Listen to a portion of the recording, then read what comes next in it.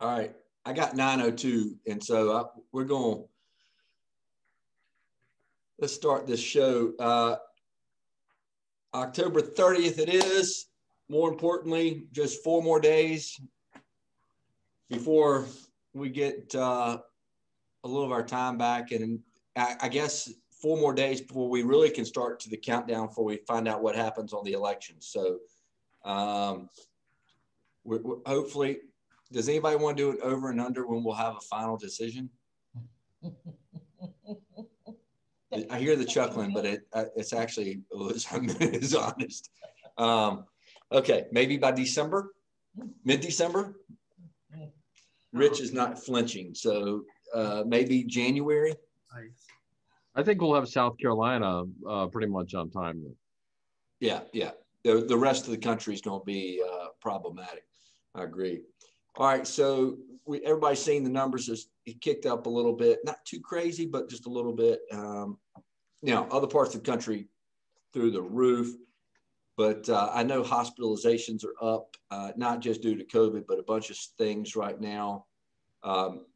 Vince, y'all's place busy. Yeah, we're very busy, and the numbers are going back up, as you said, not only in South Carolina, but across the country. I think I heard yesterday every state has had increases. And so this is a time of the year that we're real concerned because of influenza and COVID. I was listening to a national report this morning, and one of the doctors said that they're starting to see both COVID and influenza in the population. So let's be real concerned about that. So yeah, things are still fluid out there. Yeah. Many of y'all know my wife's in healthcare at Prisma, and I get the daily updates of it's busy. So flu shots. I know Vince talked about this a week or so ago about, Prisma's doing a great job of getting them out and about different places around the county and the Midlands. So everybody needs to get your shots, right? So Carl, tomorrow we'll be at two drive-through clinics, one at W.A. Perry and one at Eau Claire High School. So you don't have to get out of the car. We were at Dreher last Saturday. We did almost 600 shots. The community came out. And so let me encourage you to come to either W.A. Perry or Eau Claire High School. All you have to do is sign a consent form, no information needed, stay in your car, get the shot, and go on about the rest of your day. So we're there from 9 to 1.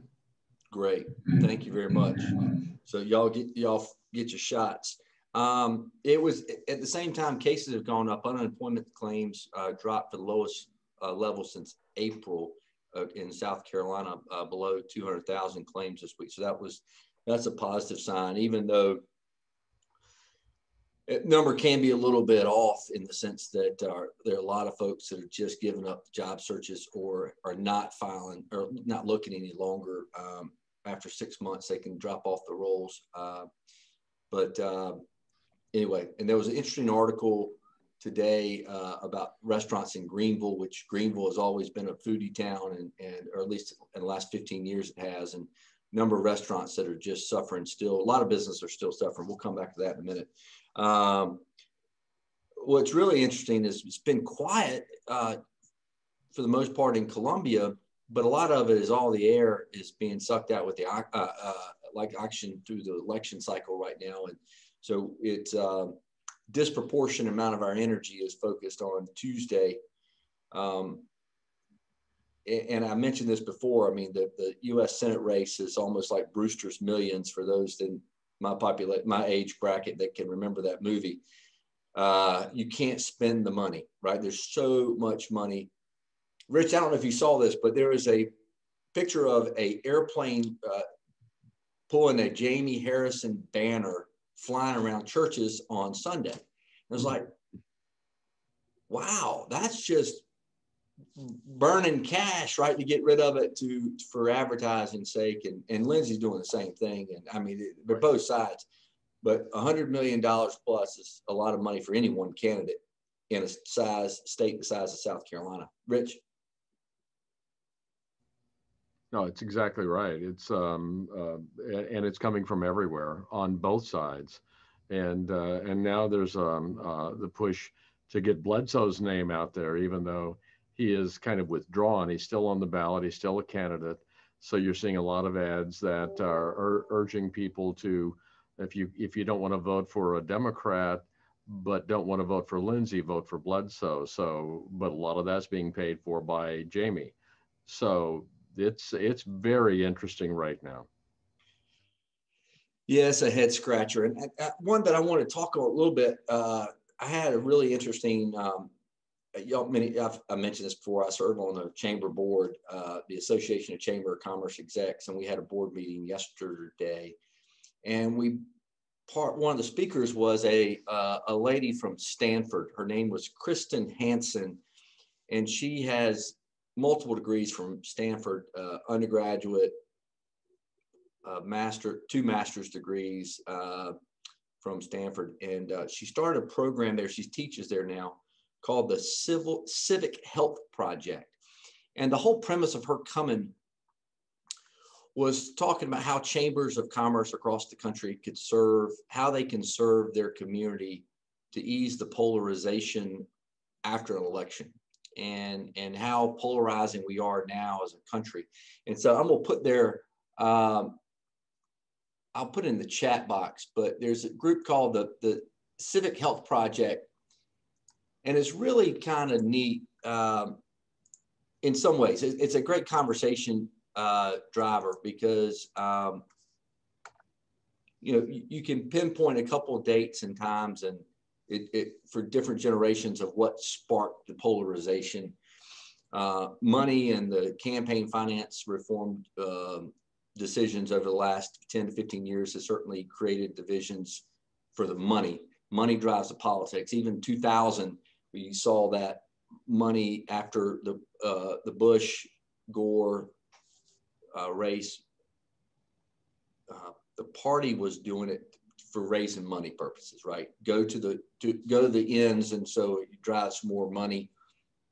And then the result of that was 2010. You had 54 blue dog Democrats get beat, and for those 54 blue moderates, if you will, mainly from the Southeast, when they get beat, that was the working folks. They're the ones, the deal makers, and they could lock their votes up and kind of be the centrist up in Congress. And so when they got beat, it pushed everybody to the extremes. And so there's been about 20 years worth of polarization, and this tracks it to some degree, the Civic Health Project.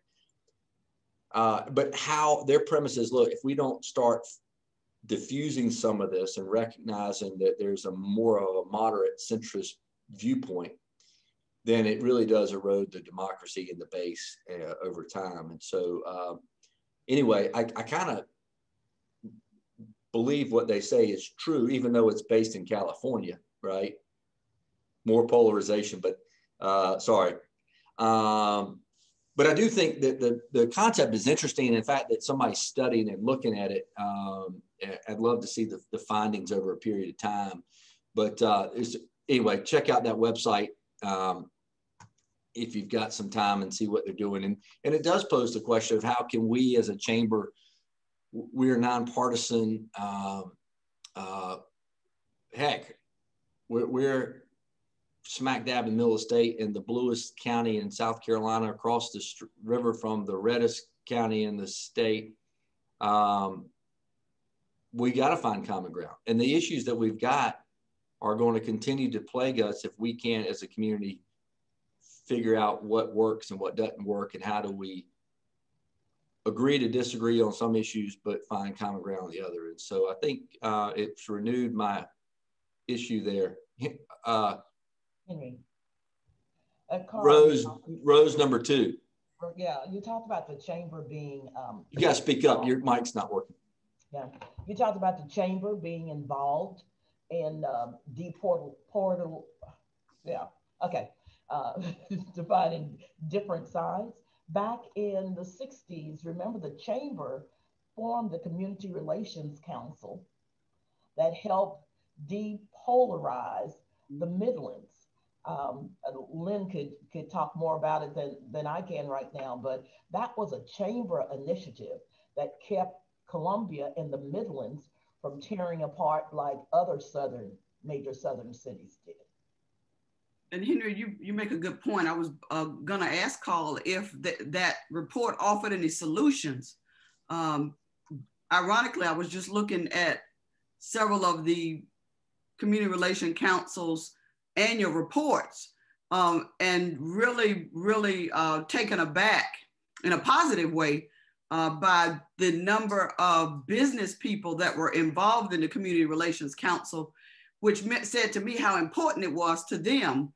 And obviously it affected their bottom line, a lot of bankers and businessmen in the community. So Henry, you definitely made a good point about that. But I did notice that all of the chamber leadership was involved and very interested in making sure that Columbia was a peaceful place for everybody. Yeah, Lynn, to your great points, Henry and Lynn. They define their problem as affective polarization, which is when you see somebody that disagrees with you as not as a person with different viewpoints, but as your enemy. And when you put labels on folks with a different opinion, then it grinds any type of ability to find a solution to a halt. And so it digs a little bit deeper into that. But social media just amplifies that to a different degree. And so, you got to have the truth and you got to have the checks and balances in place, but you also have to appreciate and recognize others have different views. And so I think on the face, it has merit. How do you put practice into everyday life? That's where the long-term solution needs to come. And I think I think that's got to be done more at the local level, quite frankly. There was also a new on TV, somebody's seen it on Netflix, or I don't know if it's Netflix or what type of platform it is, but about the influence of social media and political life and all that. What is the name of it? Anyway, there's a lot of data being collected right now on the impact of social media and the divisiveness as well. So Chuck's got a comment too that's very good. The geography of jobs, I've heard good things. I've not had a chance to read that, but the banks by far have been, over time in Columbia, they recognize that a rising tide lifts all boats. And that's, classic banking says, if we get 5 new businesses come to Columbia, we're not gonna get all 5 pieces of that banking business, but the trickle down impact is gonna help everybody. And so, which is absolutely the right way of looking at it, in my opinion. So anyway, anybody want to talk? Anybody's got thoughts on? I know nobody's looked at the civil health project. Carl, I'll respond right quick. Yeah. I think that we have to learn to appreciate everyone's enlightened self-interest, and a person's enlightened self-interest is just theirs, and doesn't mean that they're wrong or right. It just means that they are pursuing what they believe is best for them, and that has to be respected across the board. And with that, we can still come together, even if we may disagree on an issue, we can still come together and create as a goal, a good place to live, work, play, and pray. And if we can do that, that becomes the type of environment, city, community that you want to live in. And just because you may not agree on a certain issue, that's okay. That actually moves communities forward. That's right. That's healthy. And there's a great example in the book, The Infinite Game by Simon Sinek, when he says that you always want someone to challenge your thoughts and your views, because that's only going to help you get better. And so we don't need to take sides and polarize our sides. Just respect that person's enlightened self-interest.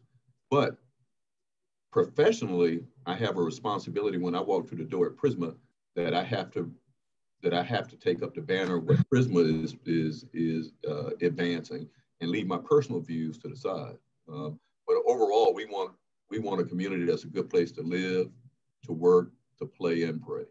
That's what we want. Valid. I agree with you. Anybody else got any thoughts? Okay.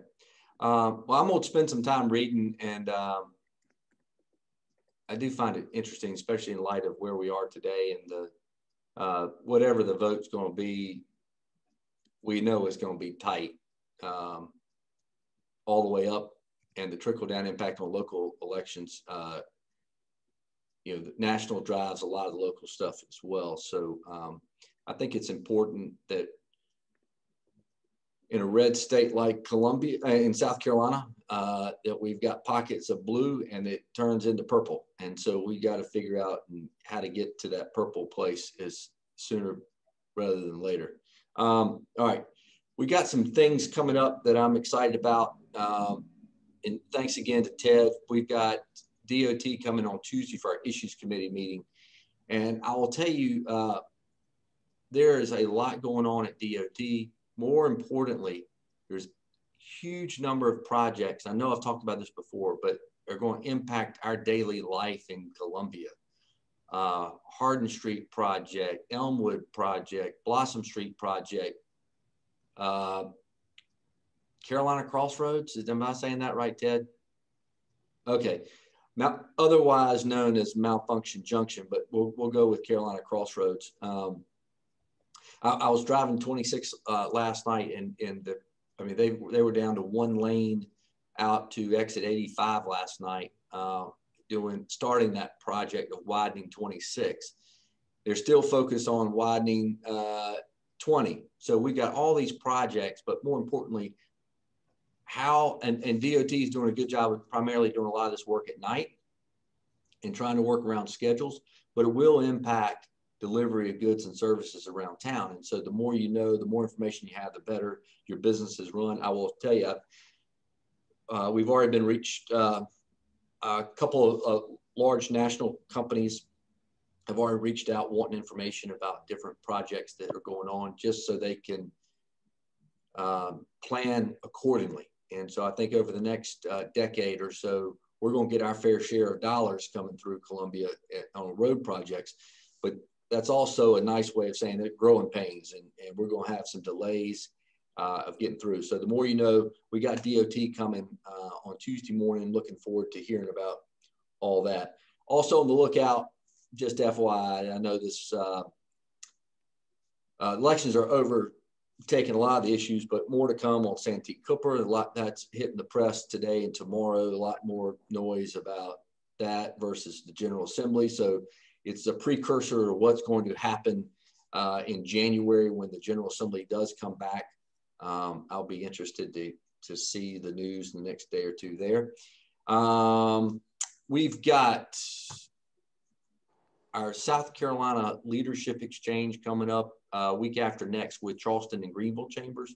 I mentioned this to you as we've got a great program that it's a 3-day conference. Not everybody can join it. We're going to videotape it, but great speakers and Bobby Hitt, Governor McMaster, Molly Spearman, college presidents, local business leaders, both in all three markets are going to be on the program. So it is the most extensive programming we've done by a long shot, quite frankly, from a statewide reach, and how what's going on statewide and how it's impacting our local communities.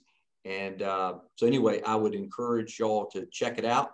And then we've got a clay shoot coming up. So there's a lot happening here. So please look, I think Rose was kind enough to put the agenda or the schedule events going on. So we encourage y'all to take a look at that. I know, but I really am proud of the work our staff has done on the leadership exchange. And I appreciate the leadership out of Charleston and Greenville in helping us put that body of work together. So, all right, I got a bunch of chats. Hold on. Give me 1 second. Adam, Hey, Carl. Yes. While you're looking at those, if I can just mention a couple of quick things regarding SCDOT and Please. Presentation. next Tuesday. We do have a lot of projects coming up in this region. What we won't be able or be prepared to delineate in detail would be traffic management plans, because a lot of these projects are still in the planning stages, and we haven't developed specific detailed traffic management plans for some of these projects. But the overarching, message is, obviously we know the projects that are being planned and that are going to be taking place. Traffic management is a key portion of the planning that takes place for any project, and there will be coordination between the various projects so as to minimize, impact on traffic. And I saw a quick question in the chat about the Assembly Street and the railroad tracks.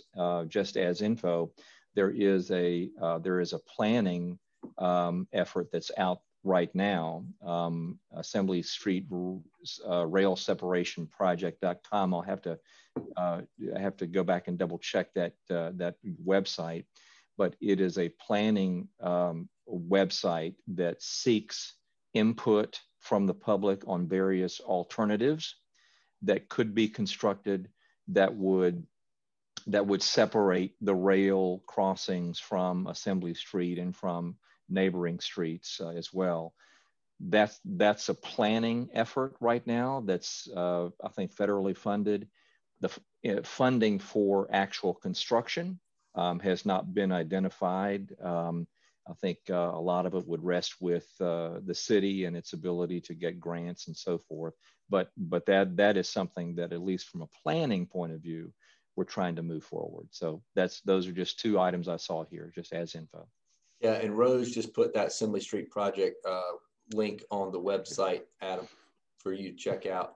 And the chamber is involved, Susan and Rose, if I'm not mistaken. Yep. The chamber is involved in a lot of the community outreach efforts on these various projects. So there is an effort on most larger projects to reach out to communities, to involve communities in the discussion and planning of the projects. And so I think the chamber is represented for most of those efforts. So. Tom Ledbetter, if you missed him, we'll be right back. He put a sign up, so he'd be right back. That's priceless. Let me say to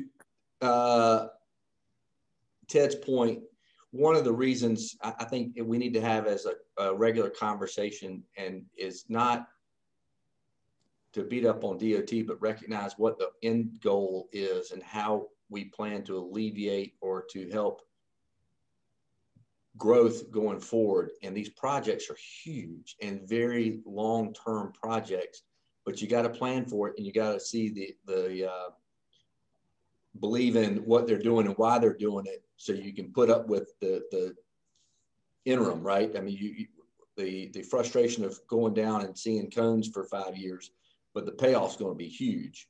And the delivery from goods and services from the upstate down to Charleston is far more important than everyday frustrations on our end. And so long-term impact for the entire state is significant with Carolina Crossroads. So anyway, growing pains, that's a good thing. So, all right. Anyone else have anything today you want to bring up?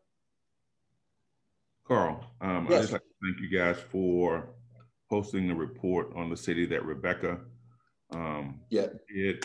It's pretty interesting data on Columbia compared to other parts of the state, and a very compelling read. So for those that have not looked at it, I encourage you to take a look at it. It speaks volumes to where we are as a city and a community. Thanks for bringing that up. And I've dug into it a bunch, and I find it fascinating. What we are hoping to do is work with, I spoke with Daniel Rickman this week about getting him on some programming and bringing Dr. Gunlifson in to talk about it as well. For me, I won't tell you my grade in economics, but I did pass, by the way. But for me, reading a report and digesting it and getting the what does it mean? What does it mean for Monday type of, synopsis?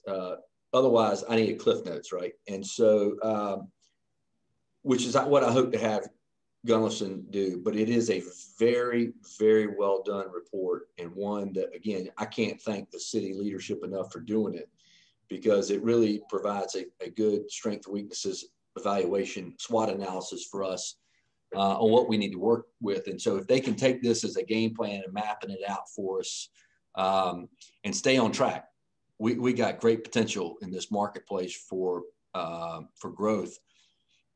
We do need to tweak a few things, and there's no one silver bullet. I think we talked about this before. It is 4 or 5 things we need to do simultaneously to get us on the right path. It's doable. It's absolutely doable.